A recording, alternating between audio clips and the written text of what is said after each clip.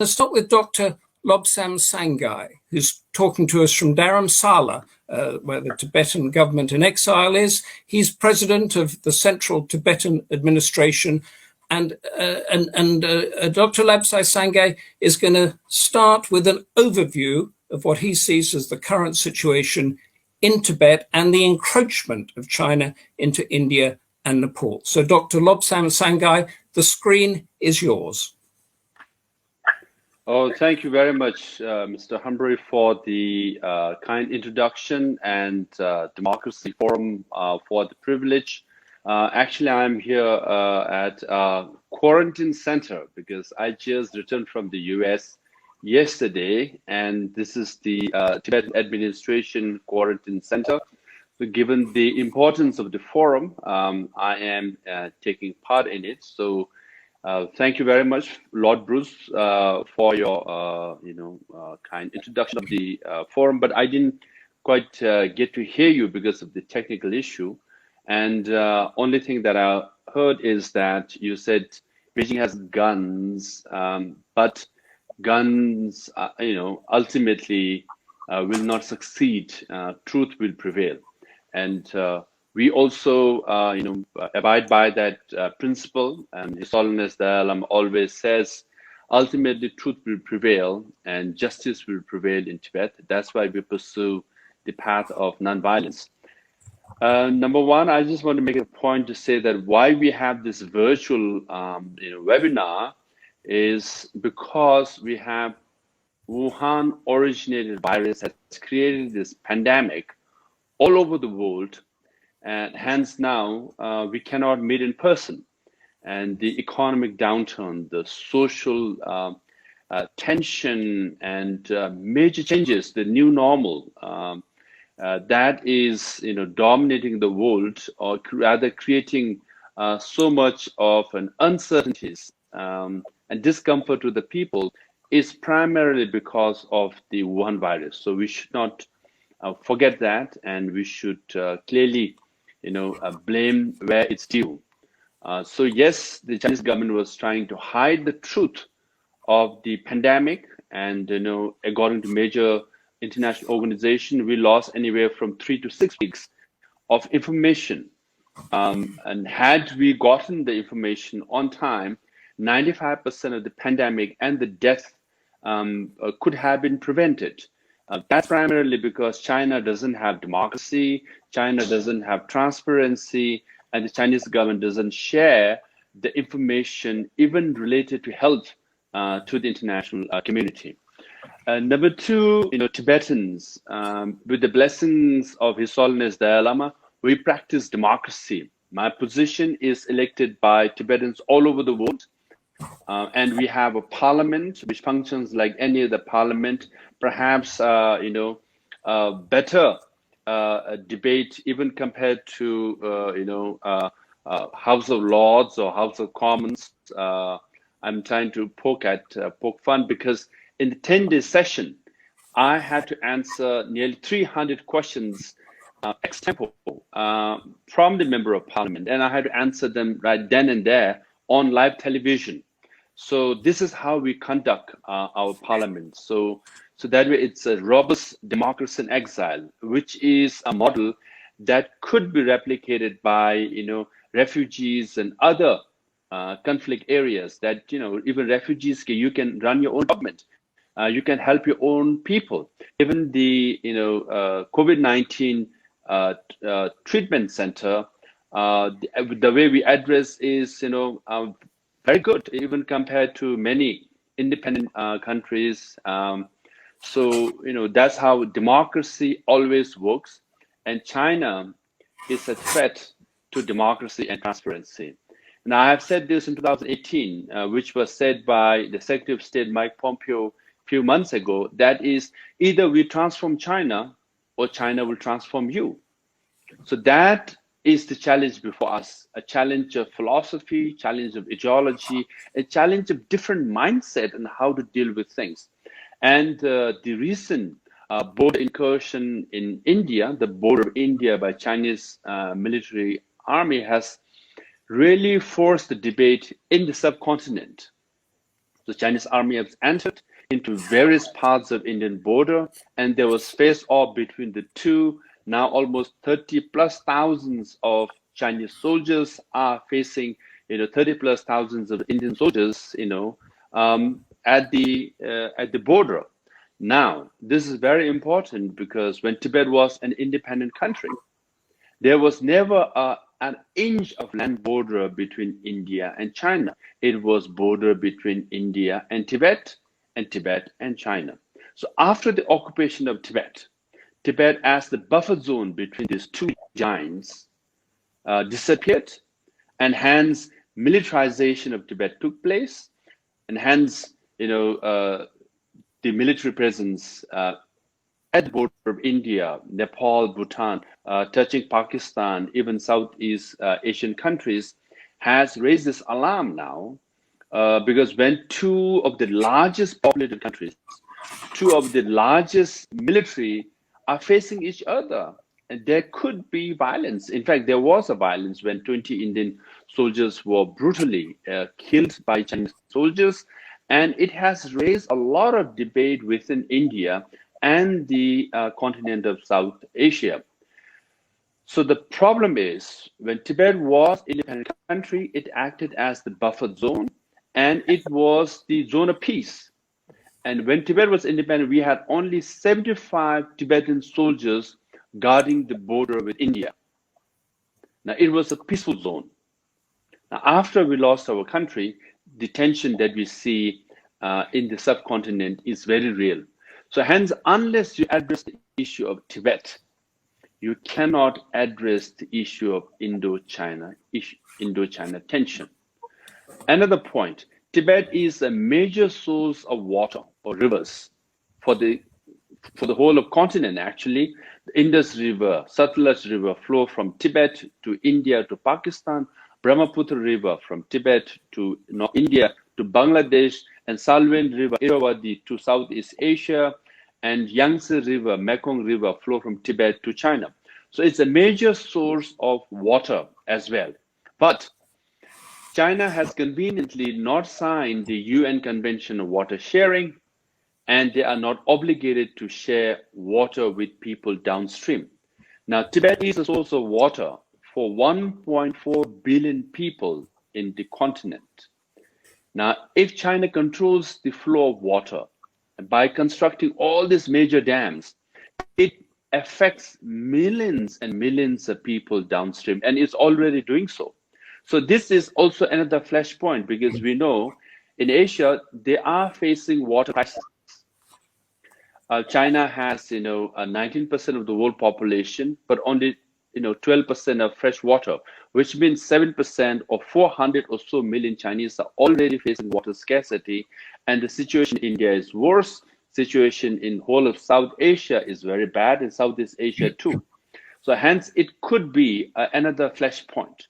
So hence it's not just the border, the land border we're talking about, also the river as a source of problem.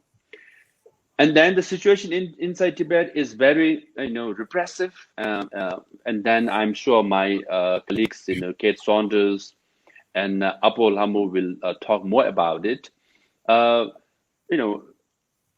Just recently, Arvind Zen, the author of the report on Xinjiang, 1 million Xinjiang youth or generally population put in.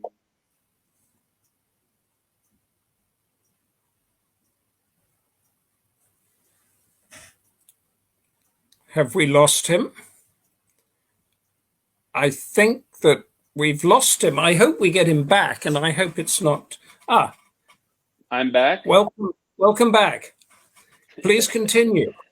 Yes, the author of the 1 million people in concentration camp in Xinjiang, Arvind Zen, has come out with another report saying 500,000 Tibetans are also put in concentration camp-like situation, where villages and nomadic areas were given quotas, and they have to fill these quotas to bring Tibetan youth to urban setting, where they are put in jail-like situation, and they're given quote-unquote livelihood skills in military drill-like system. This is done in the name of poverty alleviation. The ambassador of China has tweeted very proudly, saying that more than 600,000 Tibetans were given livelihood training in the name of poverty alleviation. Why I say this is, all the China experts, including United Nations, praise China for poverty alleviation projects for being very, very successful. But for Tibetans and Uyghurs and Mongolians, poverty alleviation means uprooting Tibetan youth from their culture, from their family members, from traditional livelihood to military-like setting, and then drill them, skills, quote unquote skills, essentially to Sinicize them, essentially to assimilate them into Chinese, culture, and make them more Chinese, and so that way make Tibet into a Chinese province or a Chinatown. So poverty alleviation for Tibetan means completely different from what it means to Chinese government. This is very important because all the UN agencies, China experts justify Chinese government, actions on poverty alleviation. Thereby, they are also justifying repression of the Tibetan people or cultural assimilation of the Tibetan people. I say this with major concern because if you look at the 15 UN agencies, 4 or 5 are headed by Chinese officials, and other agencies also have Chinese personnel in very important positions. They are trying to restructure United Nations. They are trying to redefine human rights, and poverty alleviation is an essential component of human rights. That's what Chinese government is trying to do. If they succeed, then the uprooting of 500,000 Tibetan youth and 1 million Tibetan Uyghurs in concentration camps will be justified. So this, I think, we all need to know, and we all should be, alarmed, and we all should raise this at every forum possible. So these are the things I just want to raise. And hence, I want to end by saying, yes, unless you, transform China, China will transform you. So this is the biggest challenge for the whole world. So when we talk about Tibetans and Uyghurs and the Mongolians, we are no more talking about us only. We are talking about people in the United Kingdom, people in Europe, people in America, because the Chinese government or the Communist Party tentacles are already inside your country, and they are influencing you, including the international agencies, to their liking, to their way of thinking, to their mindset, which is definitely a threat to democracy and human rights that we know. Thank you very much. Thank you very much for that. It's fascinating. I have one question of my own, and then a very interesting question has come in. I just want to say to everybody around the world here, we're getting some great stuff coming in saying what a great speech this was and what a fascinating topic. Give us your questions, challenge us, give us your insights. We'll post them up, and if we've time, we'll put them out and ask the panelists. I just wanted to clarify one thing with you, Dr. Sangay. Were you saying that when the Chinese speak about poverty alleviation, they are actually talking about repression, or was it more nuanced than that? No, when they're talking about poverty alleviation of Tibetans and Uyghurs and Mongolians, it's essentially 90% is assimilation, 90% is repression. So that we should know. Even from the figure of 500,000 Tibetans given skills, you will see 30,000 or so were, given some kind of employment, and 3,000 or 4,000 were sent to various parts of China. But still, more than 500,000 Tibetans were uprooted from their cultural setting, from the nomadic traditional areas. Now their urban setting, what is happening to them? They will be put in ghetto-like situation, and they will not have trainings and skills per se, and then they have nowhere to go. So their livelihood is destroyed, and they are assimilated. That's how they destroy Tibetan culture. Thank you. One question that's come in from Yutan Funsok. I hope I pronounced that roughly right. Indian scholars and senior politicians are calling out for India to walk away from China's from the One China policy. And just to clarify that is a policy about recognizing Taiwan and not recognizing China, or vice versa. Does your government support the ending of the One China policy? You rightly said, One China policy originated for or because of Taiwan.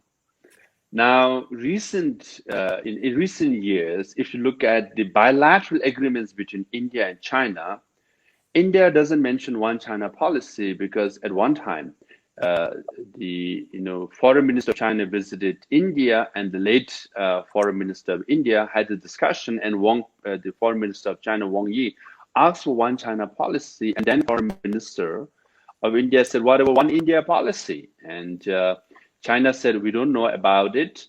And since then, India does not mention One China policy in their bilateral agreements. So yes, Taiwan is asking for the review of One China policy, and I would also, support that, and ask Indian leadership to look into it. Okay, thank you very much for that. I'm going to ask you one more question that has just come in, and then we're going to go to Apu Lamu, who's going to talk more about the security measures in Tibet and give us some detail on that. But the question that's come in and said, and I'll ask it, does any government in the world recognize your government? And obviously, which governments would you like to recognize you at the top there? That's true. We are, CTA, we are known as government exile, and no government formally recognized us. But thankfully, I just came from Washington, D.C., and finally, I was formally invited and entered the State Department and met with the Assistant Secretary, and who is also the special coordinator for Tibetan issues. So for after 60 years, I have entered the State Department. Thereby, the State Department has finally acknowledged CTA, Tibetan administration, and my office, which is democratically elected by Tibetans around the world. But informally, I do meet with government officials all over the world. Okay, so that's very interesting.